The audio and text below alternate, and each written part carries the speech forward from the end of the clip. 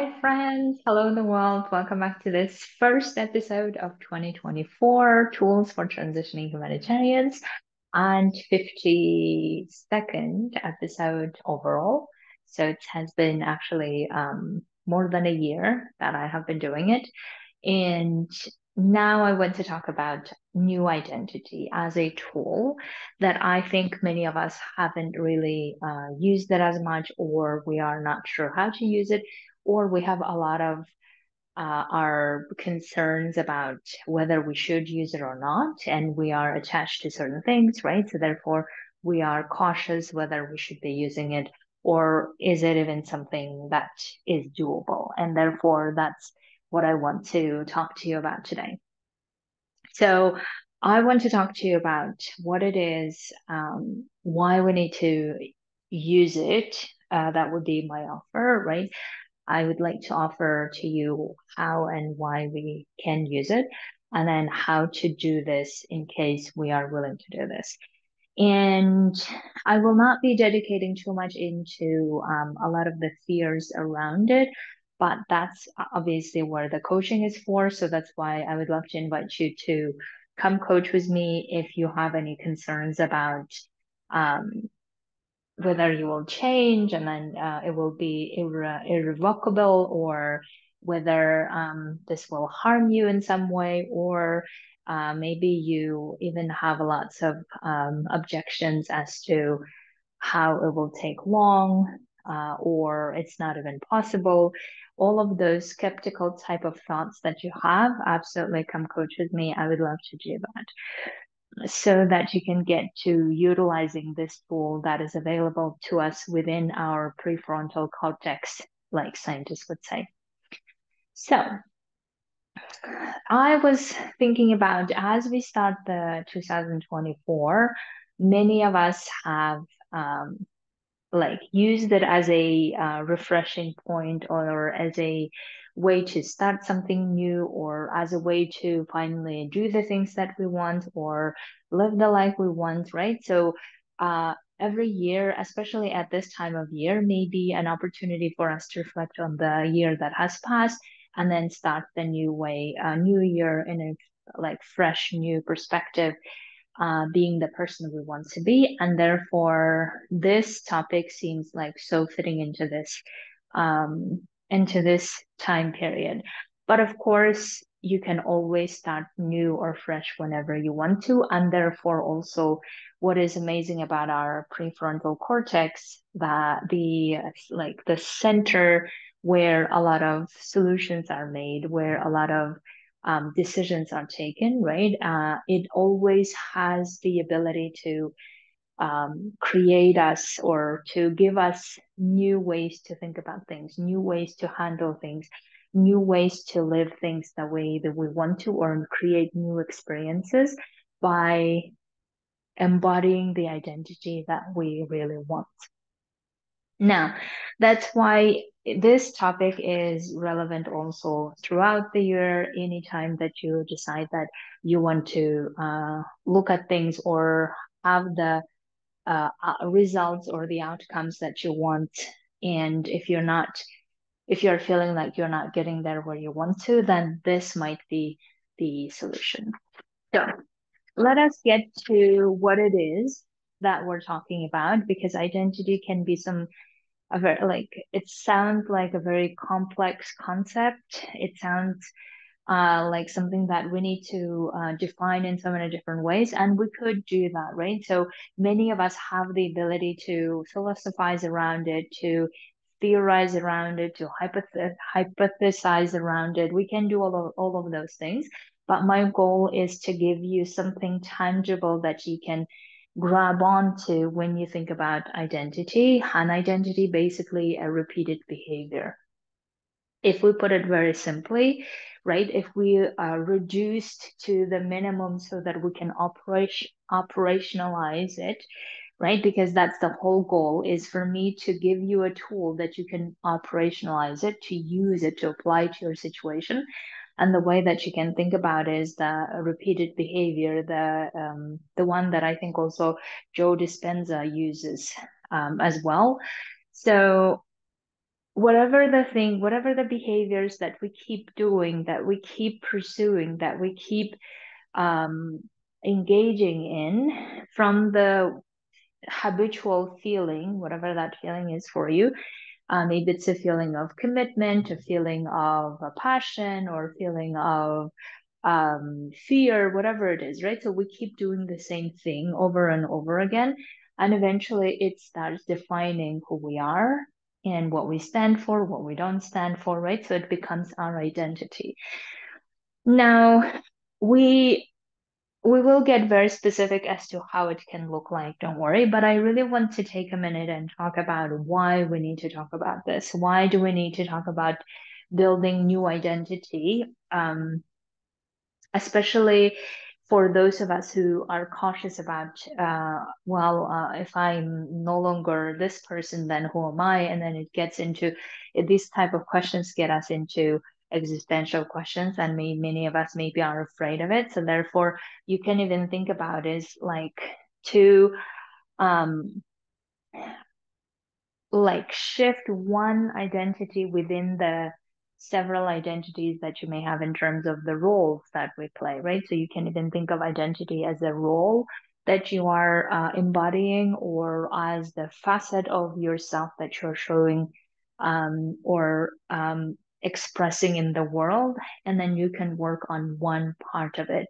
And maybe even it's a better strategy to do that, because the reason why we need to be talking about this new identity is because it can work as a faster way of solving certain things that we keep struggling to solve otherwise.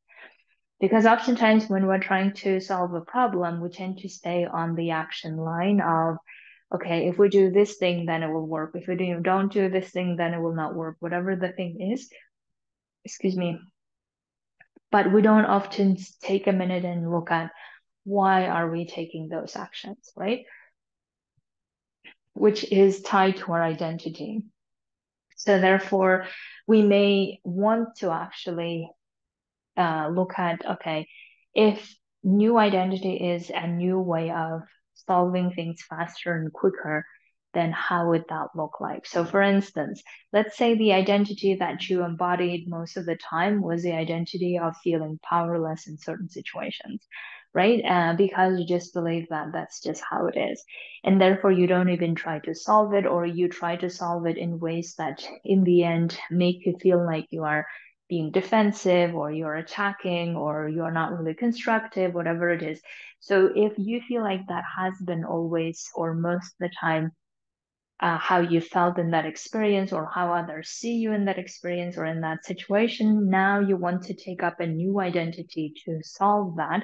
You no longer want to um, approach it from the powerless feeling. Then we need to understand what is behind powerless, right? So maybe there is a behind of, yes, I'm really not powerful to be solving this, or it doesn't really depend on me. I'm not someone who can do this, right? So these are the parts of the identity that are showing us that no matter what we try to do from this feeling of powerless, things won't change, because we keep being defensive anyway. We keep attacking or wanting to attack, or we keep wanting to blame anyway.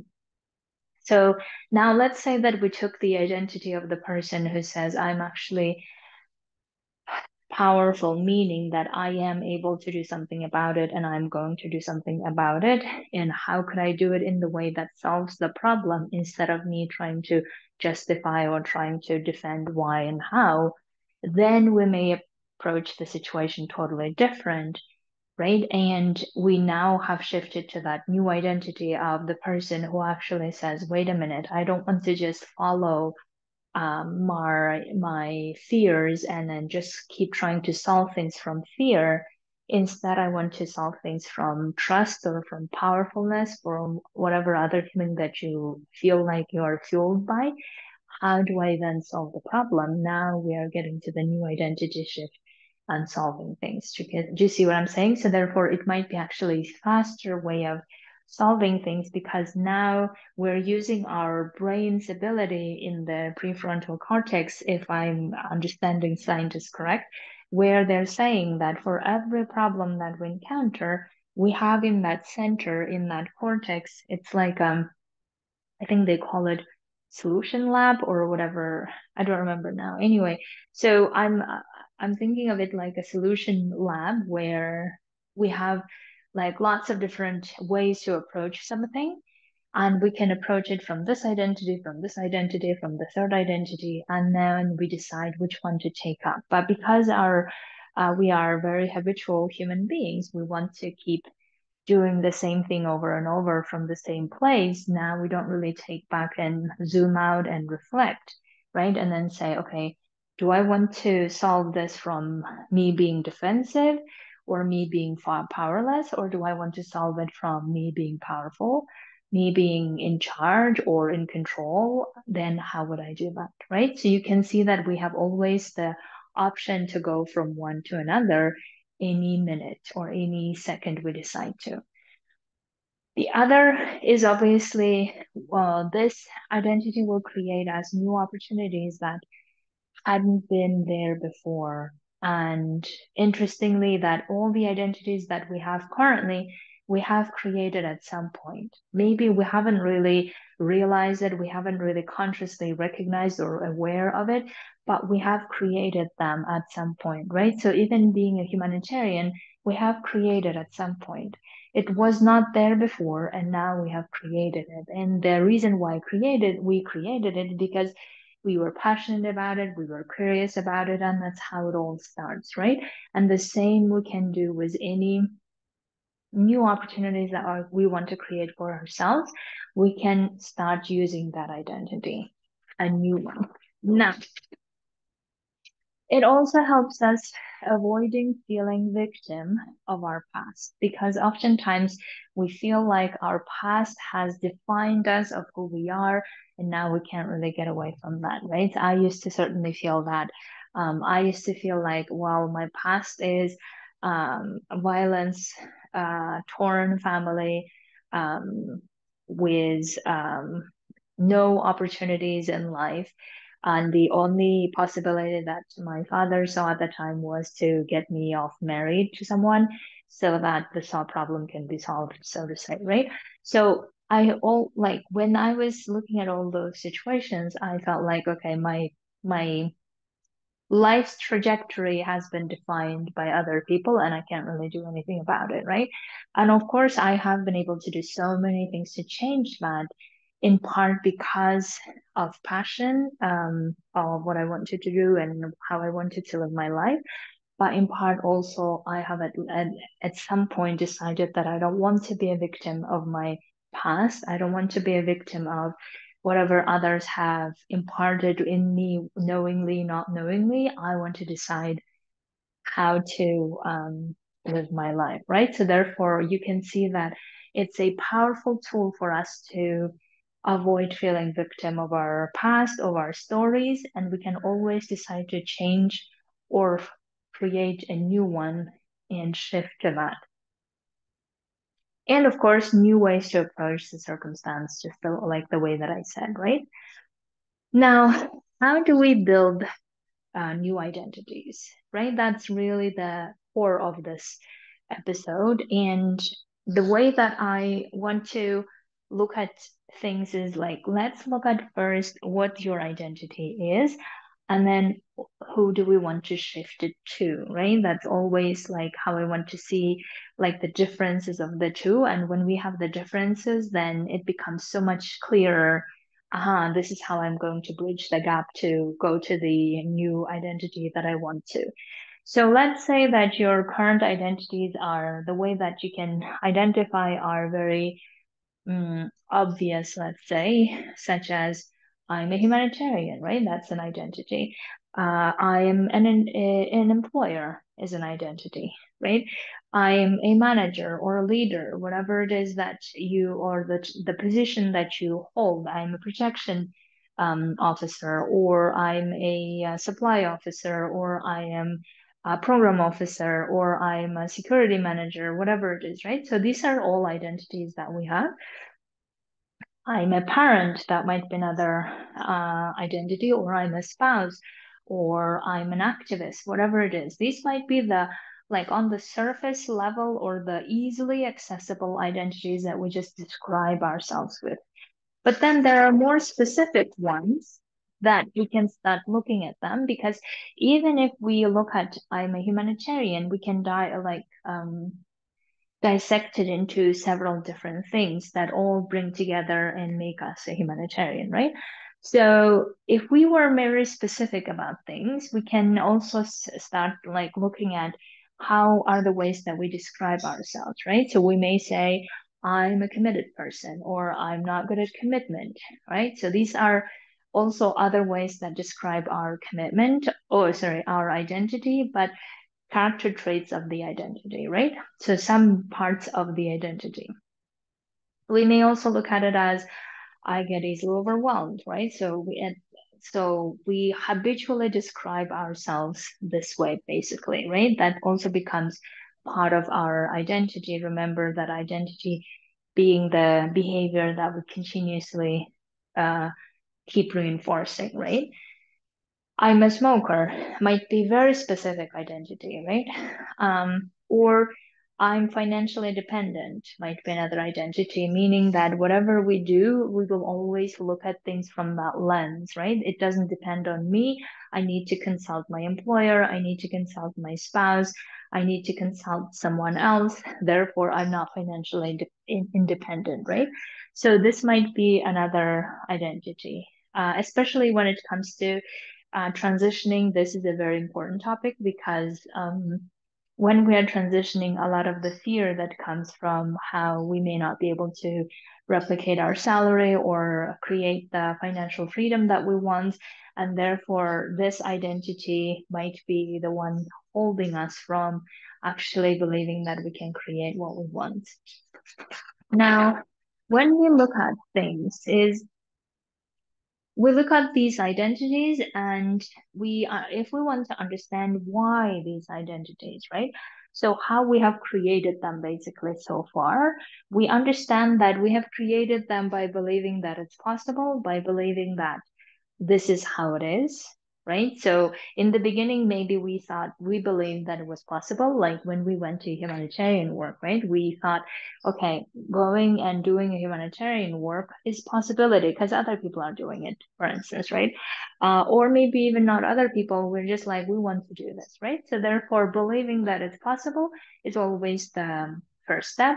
But then believing that we have become those people, sometimes we may use the evidence of our contract as an evidence that we are that person. Sometimes we don't even use the evidence. We're just like identify ourselves that we're a humanitarian. I know a lot of people who just believe they are humanitarian by volunteering, by doing something, right? Some people believe that they're humanitarians because they believe in the principles. Some people actually do the work, and then never have contracts. So therefore, you can see that there's so many ways that we build our identity by just believing them or using certain evidence that we do to confirm our identity, right? And then the key part is that we keep doing it. The key part is we keep identifying ourselves with that, right? Keep doing the same thing that would qualify us to be a humanitarian, for instance, or to qualify us to be a smoker or non-smoker, drinker or non-drinker, whatever the identity that we have.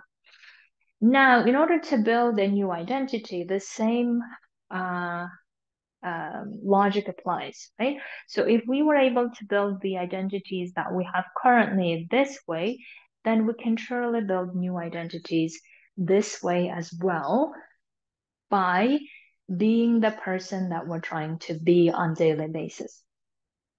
Now, when I say that, a lot of the times there is this feeling within us that says, well, but it's hard, or it's going to take a long time, or how do we really know it's possible? All of these questions start coming up, and those are very valid questions. And I want to quickly answer here, but I really want you to come and coach with me so we can really get we can get specific about your situation as to what other arguments your brain is bringing as to how it won't be possible. Because we have read lots of literature, maybe in the past, that it was impossible to change our identity, which now has been disproven, right? Which has been um, revoked, let's say. Um, Another one is it takes a long time. No, it doesn't. It takes a long time to keep hesitating, to keep second guessing about it. But if we keep consistently doing the new thing, new behavior every time, from the feeling of we can do this, from the feeling of this is who I am now, then it actually does not take long. So, in my experience, some of the identities that I have shifted from being powerless, victimy like, to being in charge of my own life, that identity took, excuse me, over a year time at least to start actually seeing the result. But other identities that I have taken didn't take that long. So therefore, it really depends on how you practice it, how you approach every problem from the new identity or from the identity that you're so used to. And that's where the awareness is so key, right? So therefore, we need to, whenever those doubts or those questions, hesitations come up, we can answer them, and coaching is there for keep answering them, but also we can ignore and keep doing the new activities or new behaviors that we want to reinforce.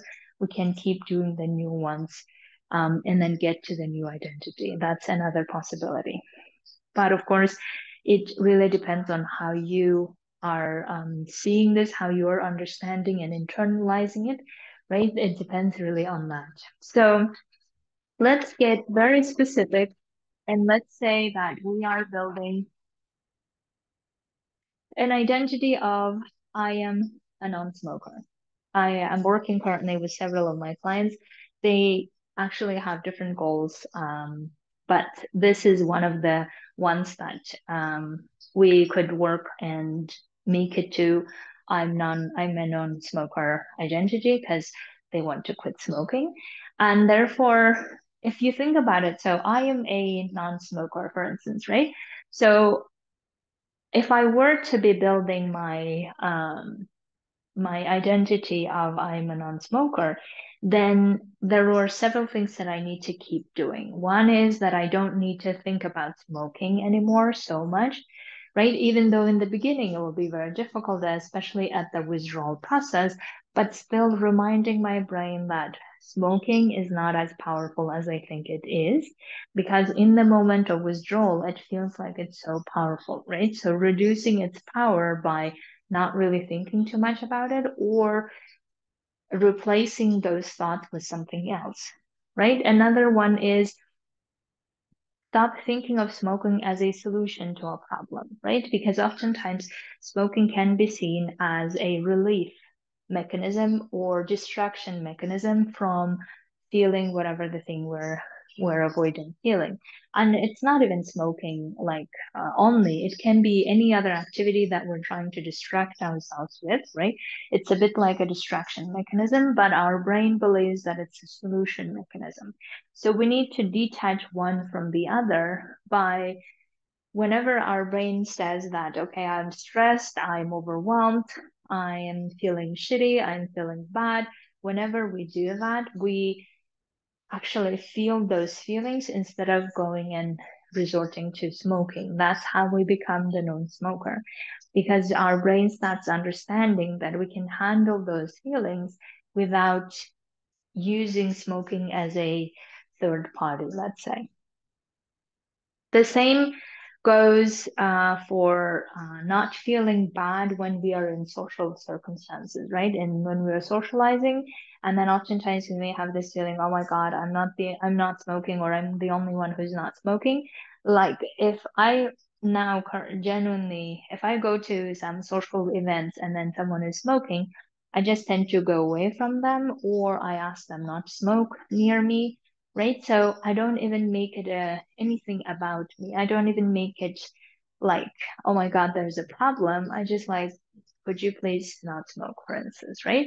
So therefore you can see that how would I behave if I was not a smoker, right? That's really the question we're answering for ourselves. So every time a situation arises where smoking becomes like a forefront of our activity, then we say, as a non-smoker, how would I approach this? How would I deal with it? What would I feel? In this case, if I'm socializing, I wouldn't even feel bad about it for not smoking because I'm just like, yeah, that's who I am now, right? The same goes for feeling urges. So what in this situation, when we take up new identities, feeling whatever the emotions that come up becomes so crucial for any identity that we're changing to. And therefore, here, when we don't smoke, when we try to socialize without smoking, these urges come up of, well, can't I just smoke once, or I will stop smoking tomorrow, or I can't really do this, I need to. All of these thoughts come up, and the urges come up too, right? Urges like feelings of like we need to do something. We are moved by our emotions, right? In those moments taking deep breath and keep feeling them and keep reminding ourselves that I am a non-smoker now. And this is what a non-smoker does. And that's how we continue being the person who we're trying to be, right? Now, this way we keep creating new evidence of how we are a non-smoker now. When, let's say, when we don't really think about smoking, or when we think about smoking, we don't really make them mean so powerful in our head, or when we don't see smoking as a solution, but rather distraction, when we don't feel bad. And these are like some of the evidence that we start creating and saying, now we are actually not um, a smoker, right? That's how we build the identity. So as you can see, the logic behind is that take whatever the identity that you're trying to create. So let's say that I am no longer a powerless person, right? Or I am the person who pursues her goals, or I'm the person who's good at transitioning or making it successful. The identity that I'm working on is I'm financially free, and I want to teach my clients how to do that because a lot of the reasons why we fail at transitioning or we get scared and not do that is because we're afraid that we will not be able to take care of our family or ourselves. And therefore, the new identity of I'm financially free can be very useful here. And then think about, okay, if you are a financially free person, if that's really the identity that you are and you've truly believed in, how would you approach your current situation, right? How would you approach your money situation? What are the decisions you would make around money? What are the decisions you would need to make and implement around creating the money you want to, right? So some of the things that I started thinking about is that if I'm really like my identity is a financially free person, then I would believe firmly that I can create whatever money I want to for my family and for myself, right? Irrespective of where I work or what I do. And that's key because oftentimes we feel like I'm free as long as I have my contract, right? Or I am financially great as long as they don't fire me from whatever I am employed.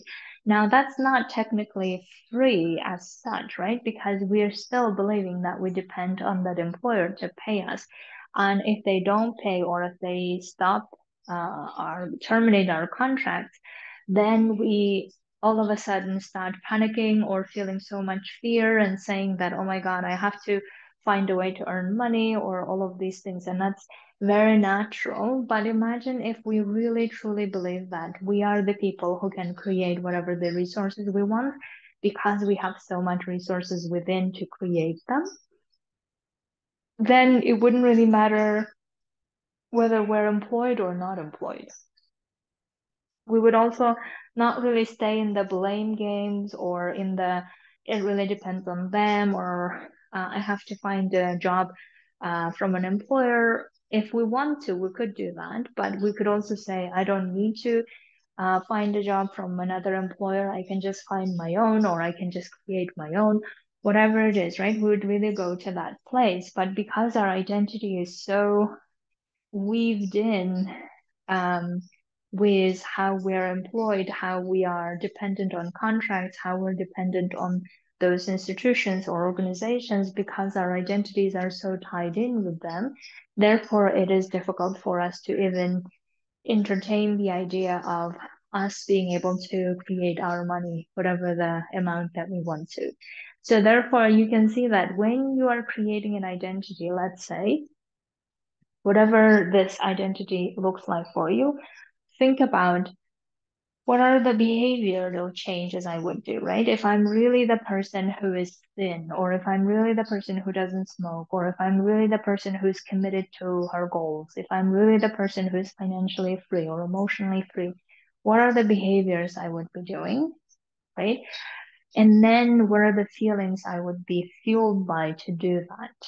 For instance, if we are building the identity of someone who is no longer powerless, then what are the things we would be doing? We would be taking certain actions against those people or those systems, or maybe we wouldn't take actions, but we would handle differently, but from the feeling of not powerless, right? Whatever the feeling that's resonating for you. From the feeling of I can do this, from the feeling of possibility, from the feeling of commitment, trust, from the feeling of powerful, intention, whatever the feelings are. And then we'd be um, embodying this identity from those feelings. And the feelings are there because we're thinking certain things, right? We're thinking that I can create the money I want to if the identity is financially free. I don't need to be employed to be creating the money I want to, or I am capable of creating money even if I'm not employed, or I'm employed. It doesn't matter. And I don't need to be waiting for others. I don't need to be expecting how others can help me do that, but I can do that myself. And I can also create teams of people to do it together, right? So all of these thoughts will give us the feeling of trust, the confidence, the feeling of powerfulness. And then from that, we start creating our financial freedom or creating our identity of whatever the identity we're wanting.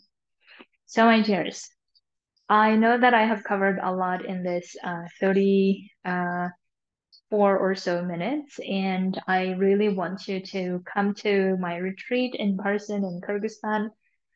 If you're not able to travel, then come coach with me online, and I would love to get you build the identity that you're really desiring to create the life you want to, because that's the best and fastest, easiest way to create new evidence for yourself of how much you can actually create what you want instead of keep trying to solve the past or keep trying to solve the things that you feel like you have never been able to do that so far.